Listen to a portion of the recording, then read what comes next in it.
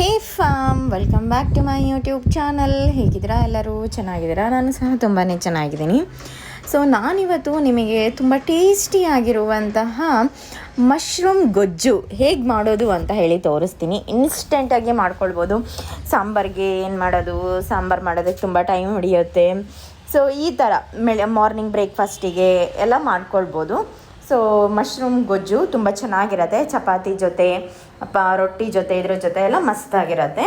So ವಿಡಿಯೋನ ಆದಷ್ಟು ಬೇಗ ಸ್ಟಾರ್ಟ್ ಮಾಡ್ತೀನಿ. ಅದಕ್ಕಿಂತ ಮುಂಚೆ ನನ್ನ ಚಾನಲ್ಗಿನ್ನು ಯಾರ್ಯಾರು ಸಬ್ಸ್ಕ್ರೈಬ್ ಮಾಡ್ಕೊಂಡಿಲ್ಲ ಪ್ಲೀಸ್ ಸಬ್ಸ್ಕ್ರೈಬ್ ಮಾಡ್ಕೊಳ್ಳಿ. ಇಷ್ಟ ಆದರೆ ಲೈಕ್ ಮಾಡಿ, ಕಮೆಂಟ್ ಮಾಡಿ, ಜಾಸ್ತಿ ಜನಕ್ಕೆ ಶೇರ್ ಮಾಡಿ. So let's start the video. So mushroom ಗೊಜ್ಜು ಮಾಡೋದಕ್ಕೆ ನಾನು ಫಸ್ಟಿಗೆ ಒಂದು ಬಾಣಲಿನ ಇಟ್ಕೊಂಡಿದ್ದೀನಿ. ಸೊ ಬಾಣಲಿನ ಇಟ್ಕೊಂಡು ಅದಕ್ಕೆ ಸ್ವಲ್ಪ ಆಯಿಲನ್ನು ಹಾಕ್ಕೊಳ್ಬೇಕು.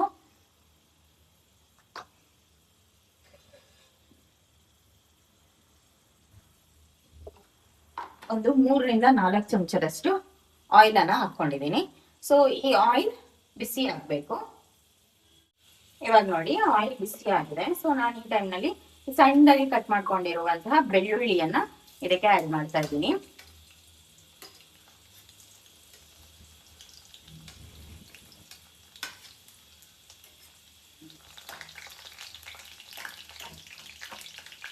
ಬೆಳ್ಳುಳ್ಳಿನ ಸಣ್ಣದಾಗಿ ಕಟ್ ಮಾಡ್ಕೊಂಡಿದ್ದೀನಿ. ಸೊ ಅದನ್ನು ನಾನು ಇದಕ್ಕೆ ಆ್ಯಡ್ ಮಾಡಿದ್ದೀನಿ. ಇದು ಸ್ವಲ್ಪ ಬೆಳ್ಳುಳ್ಳಿ ಸ್ವಲ್ಪ ಬ್ರೌನ್ ಕಲರ್ಗೆ ಟರ್ನ್ ಆಗೋವರೆಗೂ ಫ್ರೈ ಮಾಡ್ಕೊಳ್ಳೋಣ. ಫುಲ್ ಸೀದೋಗ್ಬಾರ್ದು, ಸ್ವಲ್ಪ ಬ್ರೌನ್ ಕಲರ್ ಆಗಬೇಕು. ಇವಾಗ ನಾನು ಇದಕ್ಕೆ ಈರುಳ್ಳಿನ ಹಾಕ್ಕೊತಾ ಇದ್ದೀನಿ. ಉದ್ದಕ್ಕೆ ಈರುಳ್ಳಿನ ಕಟ್ ಮಾಡ್ಕೊಂಡಿದ್ದೆ. ಒಂದು ಫುಲ್ ಈರುಳ್ಳಿ, 1 ಬಾಕ್ಸ್ ಅಷ್ಟು ನಾವು ಮಶ್ರೂಮನ್ನು ತಗೊಂಡಿರೋದು. ಸೊ ಅದಕ್ಕೆ ಉದ್ದಕ್ಕೆ ಕಟ್ ಮಾಡ್ಕೊಂಡಿರುವಂತ ಒಂದು ಈರುಳ್ಳಿನ ಆಡ್ ಮಾಡ್ಕೊಂಡಿದ್ದೀನಿ.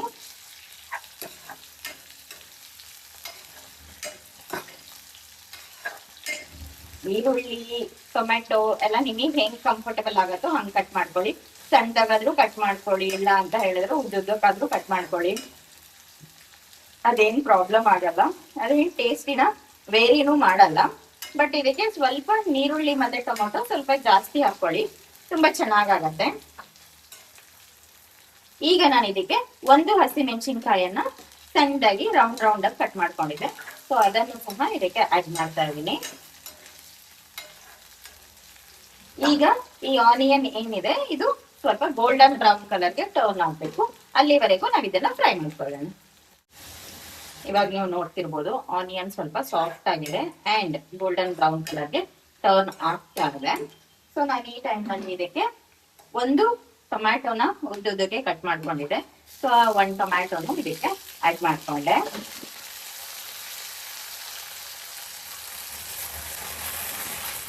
ಟೊಮ್ಯಾಟೋನ ಆಡ್ ಮಾಡ್ಕೊಂಡು ಆದ ತಕ್ಷಣ ನಾವು ಇದಕ್ಕೆ ಉಪ್ಪು, ಅರಿಶಿನ ಪುಡಿ ಎಲ್ಲ ಹಾಕೊಂಡ್ಬಿಡೋಣ. ಆವಾಗ ಈ ಟೊಮ್ಯಾಟೊ ತುಂಬಾ ಬೇಗ ಸಾಫ್ಟ್ ಆಗುತ್ತೆ. ಇದಕ್ಕೆ 1 ಚಮಚದಷ್ಟು ಸಾಲ್ಟ್ ಅನ್ನ ಹಾಕೊಂಡಿದ್ದೀನಿ.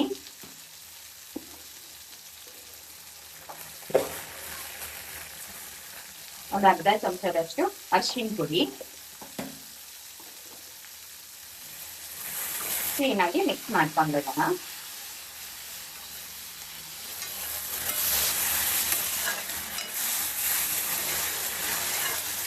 ಈ ಮಶ್ರೂಮ್ ಗೊಜ್ಜು ಏನಿದೆ ಅಂತ ಹೇಳಿದ್ರೆ ಇದು ಚಪಾತಿಗೆ, ರೊಟ್ಟಿಗೆ, ಆಮೇಲೆ ನೀವೇನಾದ್ರೂ ಇವಾಗ ರೈಸಿಗೆ ಇದ್ರ ಜೊತೆ ಎಲ್ಲ ತುಂಬಾ ಚೆನ್ನಾಗತ್ತೆ. ಬಿಸಿ ಬಿಸಿ ಅನ್ನಕ್ಕೆ ಹಾಕಿ ಕಲ್ಸ್ಕೊಂಡು ತಿನ್ನಕ್ಕೂ ಚೆನ್ನಾಗತ್ತೆ. ಅಂಡ್ ಸೈಡ್ ಡಿಶ್ ತರ ತಿನ್ನೋದಕ್ಕೂ ತುಂಬಾ ಚೆನ್ನಾಗತ್ತೆ.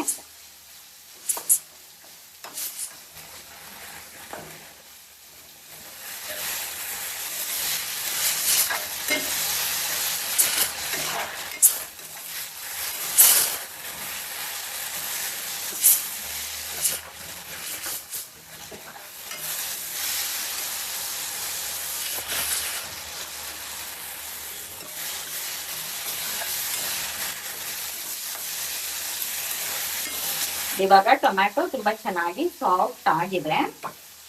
ಈಗ ನಾನು ಇದಕ್ಕೆ ವಾಶ್ ಮಾಡಿ ಇಟ್ಕೊಂಡು ನೀರ್ನಲ್ಲಿ ಸೋಪ್ ಮಾಡ್ಕೊಂಡಿರುವಂತ ಮಶ್ರೂಮ್ ಅನ್ನ ಹಾಕ್ತೀನಿ. ಸೊ ನಾನು ಈಗಷ್ಟೇ ಇದನ್ನ ಕಟ್ ಮಾಡಿರೋದು.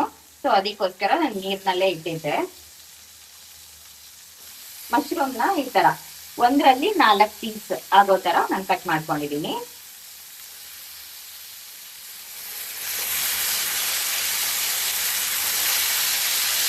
ಇದು ಬೆಂದ ಮೇಲೆ ಒಂದ್ ಸ್ವಲ್ಪನೇ ಆಗೋದು, ತುಂಬಾ ಜಾಸ್ತಿ ತರ ಕಾಣಿಸತ್ತೆ ಅಷ್ಟೇ.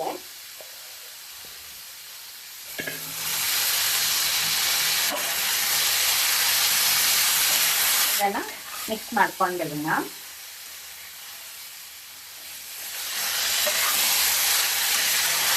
ಬೇಯೋದು ಅಷ್ಟೇ ಒಂದ್ 5 ನಿಮಿಷಕ್ಕೆಲ್ಲ ಬೆಂದು ಹೋಗ್ಬಿಡತ್ತೆ. ತುಂಬಾ ಬೇಗ ಆಗುತ್ತೆ ಈ ರೆಸಿಪಿ. ಇವಾಗ ಮಾರ್ನಿಂಗ್ ಬ್ರೇಕ್ಫಾಸ್ಟಿಗೆಲ್ಲ ಮಾಡ್ಬೇಕು ಅನ್ನುವಾಗ ಇದನ್ನ ಒಂದ್ ಮಶ್ರೂಮ್ ಪ್ಯಾಕ್ ತಗೊಬಂದ್ ಇಟ್ಕೊಂಡ್ರೆ ಆರಾಮಾಗಿ ಪ್ರಿಪೇರ್ ಮಾಡ್ಕೊಳ್ಬಹುದು. ತುಂಬಾ ಟೇಸ್ಟಿಯಾಗೂ ಇರತ್ತೆ ಅಂಡ್ ನ್ಯೂಟ್ರಿಷಿಯಸ್ ಫುಡ್, ಹೆಲ್ತಿಗೂ ತುಂಬಾ ಒಳ್ಳೇದು, ಪ್ಲಸ್ ತಿನ್ನೋದಕ್ಕೂ ರುಚಿಯಾಗಿರುತ್ತೆ. ಒಂದೇ ತರ ಪಲ್ಯ ಎಲ್ಲ ಮಾಡ್ಕೊಂಡು ತಿನ್ನೋದ್ರ ಬದಲು ಈ ತರ ಟ್ರೈ ಮಾಡ್ಬೋದು. ಇವಾಗ ಮಶ್ರೂಮ್ ಏನಿದೆ ಅದು ನೀರನ್ನ ಬಿಡ್ತಾ ಇದೆ. ಸೊ ನಾನು ಆ ಟೈಮ್ನಲ್ಲಿ ಇದಕ್ಕೆ ಒಂದ್ ಸ್ವಲ್ಪ ಖಾರದ ಪುಡಿನ ಆಡ್ ಮಾಡ್ಕೊತಾ ಇದ್ದೀನಿ. 1 ಚಮಚದಷ್ಟು ಖಾರದ ಪುಡಿ, ಹಾಗೆ ಒಂದು ಅರ್ಧ ಚಮಚದಷ್ಟು ಧನಿಯಾ,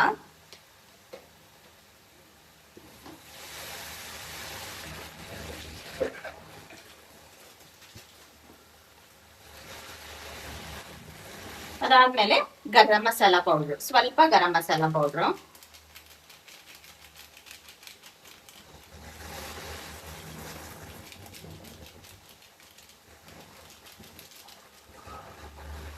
ಇದಿಷ್ಟನ್ನ ಆಡ್ ಮಾಡ್ಕೊಳ್ಬೇಕು. ಇದಿಷ್ಟನ್ನ ಆಡ್ ಮಾಡ್ಕೊಂಡಾದ ನಂತರ ಒಂದ್ಸತಿ ಹಿಂಗ್ ಮಿಕ್ಸ್ ಮಾಡ್ಬಿಡಿ. ಅದೇನ್ ನೀರ್ ಬಿಟ್ಕೊಂಡಿರತ್ತಲ್ವಾ, ಸೊ ಆ ನೀರಲ್ಲೇ ಅದು ಮಶ್ರೂಮ್ ಬೆಂದೋಗ್ಬಿಡತ್ತೆ. ಅದಕ್ಕೆ ಏನ್ ಅಡಿಷನಲ್ ಆಗಿ ನೀವು ನೀರ್ ಆಡ್ ಮಾಡ್ಬೇಕು ಆ ತರ ಏನಿಲ್ಲ. ನೋಡ್ಕೊಳ್ಳಿ, ಇನ್ ಕೇಸ್ ಏನಾದ್ರು ಮಶ್ರೂಮ್ ಬೆಂದಿಲ್ಲ ಅನ್ಸಿದ್ರೆ ಇದು ಫುಲ್ ಡ್ರೈ ಆದ್ಮೇಲೆ ನೀವು ಇದಕ್ಕೆ ಮತ್ತೆ ಒಂದ್ ಸ್ವಲ್ಪ ನೀರನ್ನ ಆಡ್ ಮಾಡ್ಕೊಳ್ಬೋದು. ನಾನು ಇವಾಗ ಯಾವ್ದು ಆಡ್ ಮಾಡಲ್ಲ, ಇದು ಬೆಂದಾದ್ಮೇಲೆ ನೋಡ್ಕೊಂಡು ಬೇಕಿದ್ರೆ ಆಡ್ ಮಾಡ್ಕೊಂತೀನಿ. ಇದು ಹಿಂಗೆ ಸ್ವಲ್ಪ ಬೇಯೋದಿಕ್ಕೆ ಬಿಡೋಣ. ನಾನು ಈಗ ಇದಕ್ಕೆ ಒಂದ್ ಸ್ವಲ್ಪ ನೀರನ್ನ ಆಡ್ ಮಾಡ್ಕೊತೀನಿ. ಒಂದು ಅರ್ಧ ಲೋಟದಷ್ಟು ನೀರನ್ನ ಆಡ್ ಮಾಡಿದೀನಿ. ಈ ಅರ್ಧ ಲೋಟದಷ್ಟು ನೀರನ್ನ ಆಡ್ ಮಾಡ್ಬಿಟ್ಟು ಇದಿಷ್ಟು ಫುಲ್ಲು ಡ್ರೈ ಆಗೋವರೆಗೂ, ಒಂಥರ ಗೊಜ್ಜು ತರ ಆಗೋವರೆಗೂ ಇದನ್ನ ಹಾಗೇನೆ ನಾನು ಬೇಯಿಸ್ಕೊಂತೀನಿ. ಸೊ ಇದಿವಾಗ ಡ್ರೈ ಆಗ್ತಾ ಇದೆ ನೋಡಿ, ಈ ತರ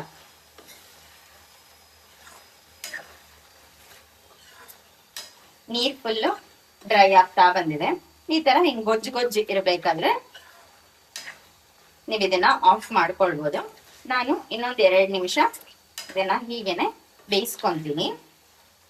ಮಶ್ರೂಮ್ ಅಂತೂ ಬೆಂದೋಗ್ಬಿಟ್ಟಿರತ್ತೆ. ಮಶ್ರೂಮ್ ಏನೊಂದು 2 ನಿಮಿಷಕ್ಕೆ ಬೆಂದೋಗ್ಬಿಡತ್ತೆ.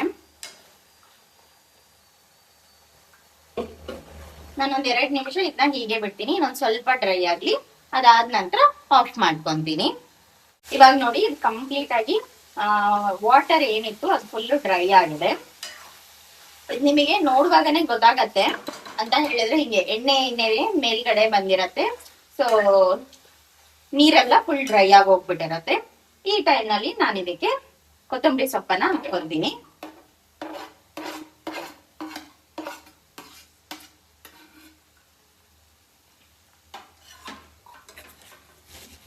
ಇಷ್ಟೇ ಮೊಟ್ಟೆ ಗೊಜ್ಜು ಮಾಡುವಂತ ರೆಸಿಪಿ.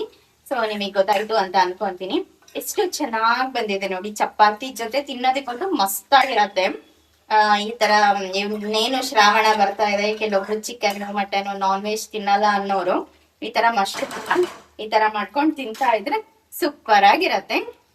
ಐ ಹೋಪ್ ನನ್ನ ಈ ಒಂದು ಮಶ್ರೂಮ್ ಗೊಜ್ಜು ರೆಸಿಪಿ ನಿಮಗೆ ಇಷ್ಟ ಆಯ್ತು ಅಂತ ಅನ್ಕೊಂತೀನಿ.